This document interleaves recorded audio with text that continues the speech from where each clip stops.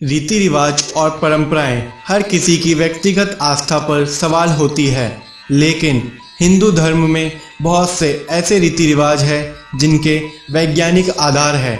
जैसे कि क्या आप जानते हैं हम सूर्य नमस्कार क्यों करते हैं, हम नदियों में सिक्के क्यों फेंकते हैं और हम माथे पर तिलक व कुमकुम क्यों लगाते हैं।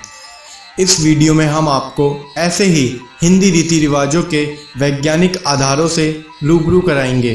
तो चलिए शुरू करते हैं। नमस्कार व नमस्ते। नमस्कार या नमस्ते लोगों को नमस्कार करने की एक भारतीय शैली है। इस तरीके से हिंदू दूसरे को सम्मान देते हैं। दो हथेलियों को एक साथ जोड़ते समय लोग सभी उंगलियों के सुझावों को एक साथ जोड़ते हैं, जो आगे कानों, आँखों और दिमाग के बिंदुओं पर दबाव बनाते हैं। उन्हें एक साथ दबाने पर दबाव बिंदुओं को चालू करता है, जो हमें उस व्यक्ति को लंबे समय तक याद रखने में मदद करता है। इससे यह भी सुनिश्चित होता है कि लोगों को कीटाणु ना मिले। नदी में सिक्के फेंकना।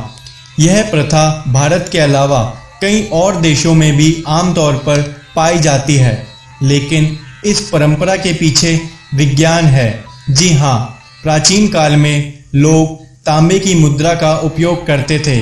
यह धातु हमारे शरीर के लिए बहुत ही महत्वपूर्ण होती है। पानी में तांबे के सिक्के फेंकने से लोग नदी से प्राप्त पीने के पानी के माध्यम से तांबे का सेवन करते थे और स्वस्थ जीवन व्यतीत करते थे। 3. माथे पर तिलक व कुमकुम लगाना। माथे पर दो बाहों के बीच एक छोटा सा स्पॉट होता है।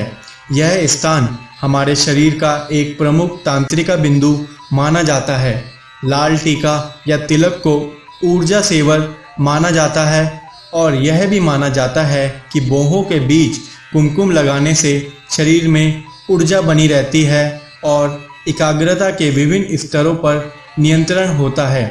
जब हम माथे के बीच में कुमकुम लगाते हैं तो हम स्वचालित रूप से आज्ञा चक्र दबाते हैं। यह हमारे चेहरे की मांसपेशियों को रक्त की आपूर्ति को सक्रिय करता है। हम उपवास क्यों रखते हैं? आयुर्वेद, दवा और जड़ी बूटियों पर भारतीय ग्रंथ के अनुसार किसी भी बीमारी का मूल कारण पेट में जहरीले पदार्थों का बढ़ना होता है। उपवास हमें शुद्ध करने में मदद करता है। जो भी हमारे पाचन तंत्र में जहरीले पदार्थ इकट्ठा होते हैं और इसके अलावा हमारे पाचन तंत्र को दैनिक गतिविधियों से आराम की आवश्यकता होती है। उपवास हमारे शरीर के पूरे पाचन तंत्र और अंगों को आराम देता है और इसी प्रकार पूरे दिन का उपवास स्वास्थ्य के लिए अच्छा होता है। हालांकि हमें अपने शरीर में ऊर्जा बनाए रखने के लिए नियमित अंतराल पर नींबू का रस लेना चाहिए। 5. ओम मंत्र का जाप क्यों करते हैं? माना जाता है कि ओमकार का जाप करने से ब्लड प्रेशर और हृदय गति नियंत्रित होती है। यदि हम गहरी सांस लेने के बाद ओम का उच्चारण करते हैं तो यह सत्कर्ता की भावना को बेहतर बनाता है और इस प्रकार हमारी एकाग्रता बढ़ती है। 6. हम गायत्री मंत्र का उच्चारण क्यों करते हैं? गायत्री मंत्र का जप करने से प्रति सेकंड लगभग 1,10,000 विभिन्न प्रकार की तरंगें उत्पन्न होती है। शोधकर्ताओं ने गायत्री मंत्र की कई वैज्ञानिक क्षमताओं की पुष्टि की है। यदि हम सूर्योदय से 90 मिनट पहले गायत्री मंत्र का जाप करते हैं तो ये हमारे स्वास्थ्य को बढ़ा देता है। यही कारण हो सकता है कि दक्षिण अमेरिका में एक रेडियो स्टेशन इस मंत्र को हर दिन शाम 7 बजे से प्रसारित करता है। हम हल्दी क्यों लगाते हैं? हल्दी एक प्राकृतिक जड़ी बूटी है। यह प्रकृति द्वारा दिया गया सबसे अच्छा एंटीसेप्टिक है। शरीर पर इसका आवेदन सुनिश्चित करता है कि त्वचा पर मौजूद सभी कीटाणु मर जाएंगे। इसके अलावा हल्दी त्वचा से सभी गंदगी को अवशोषित करती है और त्वचा को चमक प्रदान करती है। त्वचा को नमी देने के लिए लोग हल्दी में तेल भी मिलाते हैं और इसका उपयोग करते हैं। 8. हम तुलसी के पौधे की पूजा क्यों करते हैं? तुलसी को हिंदुओं द्वारा माता के रूप में माना जाता है। तुलसी जो कि वनस्पति शास्त्र में तुलसी है, इसमें कई तरह की औषधीय गुण है।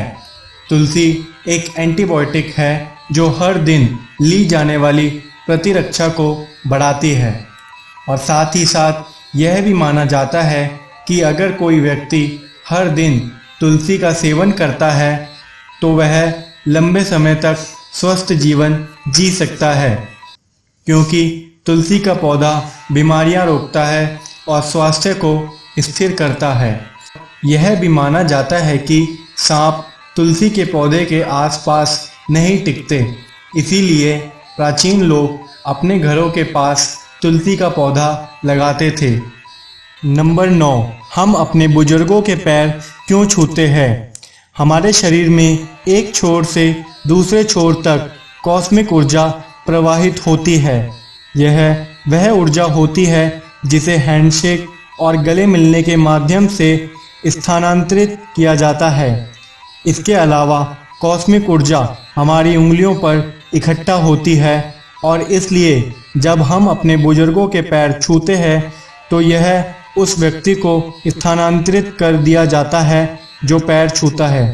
इस तरीके से हाथों की उंगलियां ग्राही हो जाती है और पैरों की उंगलियां ऊर्जा देने वाली बन जाती है। 10. सूर्य नमस्कार। हिंदू सभी प्राकृतिक घटनाओं की पूजा करते हैं। सूर्य को ऊर्जा के देवता के रूप में भी पूजा जाता है। हिंदू जल चढ़ाकर सूर्य की प्रार्थना करते हैं। इस अभ्यास के दौरान हम पानी के माध्यम से सूर्य की किरणों को देखते हैं। यह आँखों के लिए अच्छा होता है क्योंकि यह दृष्टि में सुधार करता है और इसके अलावा हम सुबह जल्दी उठते हैं और सुबह की सभी रस्में पूरी करते हैं। इस परंपरा के पीछे सूरज की रोशनी का अधिक से अधिक उपयोग करना भी एक कारण है। तो दोस्तों, ये थे हिंदू रीति रिवाजों के पीछे के वैज्ञानिक आधार। आई होप आपको ये वीडियो अच्छी लगी होगी। मिलते हैं नेक्स्ट वीडियो में। Thanks for watching.